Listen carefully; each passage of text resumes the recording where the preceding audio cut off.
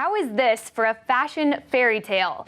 1 year after launching his very first collection, designer Brandon Maxwell is making headlines for dressing stars like Lady Gaga and scooping up nominations for prestigious fashion awards.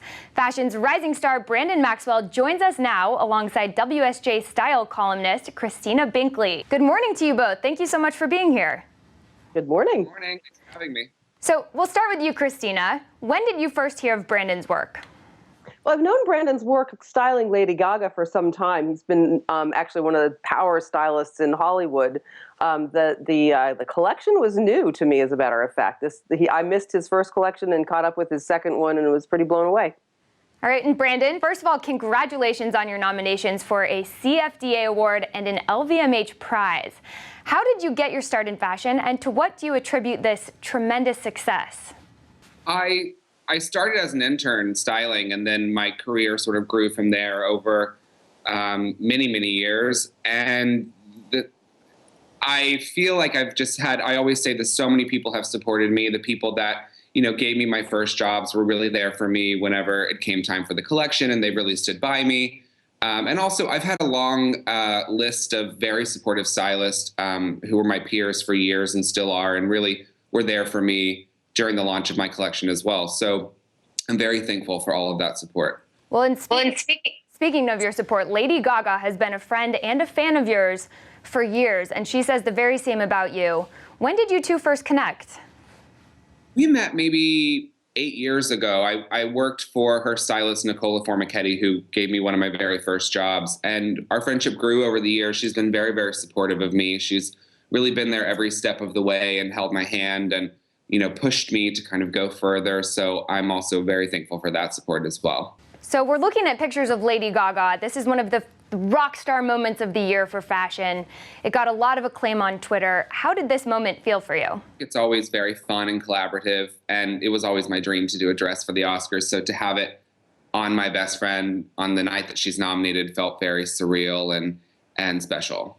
Right. Christina, we mentioned Brandon's nominations for these huge awards. Put that into context for us. What does it mean to be nominated, and how have past winners fared? Well, it's a big deal. These are two of the biggest awards in fashion, one in New York and one in Paris, of course. They come with a deal of money. They actually bestow a lot of respect from the fashion industry, from retailers onto a designer. So these suggest that there's a promising future. The winner of the LVMH award last year, Demna Gvasalia, is now the designer of Balenciaga. So he went from unheard of to being a designer of one of the major luxury brands in the world. So big deal. Brandon, you have a couple collections under your belt. Where do you hope this takes you next? Oh, I'm really just focused on the next collection. So I'm in a room alone right now making the next one. So that's really it for me. I grew up in a clothing store, and my grandmother was a buyer. So the customer is always first and foremost for us. And I've been really excited as we've been launching.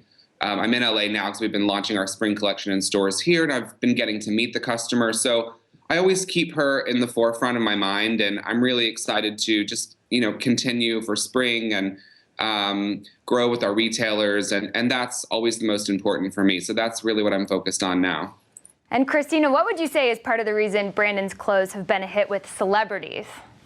Yeah, well, I'll say something in particular that Brandon's being very humble about. Very modest, yeah. Look at those clothes. They are really flattering. They're strong and they're powerful and they're flattering. And that's the key to red carpet dressing. And it's a key to what women are really wanting when they're shopping. So you're not seeing anything there that's sort of scary or odd shapes that might look great artistically but not work on a body. Those clothes work. Right. And Brandon, I'm sure you're asked this all the time, but where do you find inspiration for new looks? My inspiration honestly comes from, my studio is filled with the same images each season. They don't really change. It's really just women throughout history, women in my life, and really just their spirit. It's really about strong women who are using their clothes to sort of get through the day. And that's really it for me. Women, I was raised by wonderful women. Women in my career have really been the people to lift me up and bring me to the next place. And I always just try to try to honor that. I always, I'm very obsessed with women. So that's it. Yeah, I find inspiration in women everywhere. I can walk out the door right now and find someone that I would be very inspired by. Well, it is such a pleasure to talk to you. Thank you so much for joining us. Thank you, Christina. We will be looking for Christina's column. It's an interview with Brandon on the Wall Street Journal online and in print.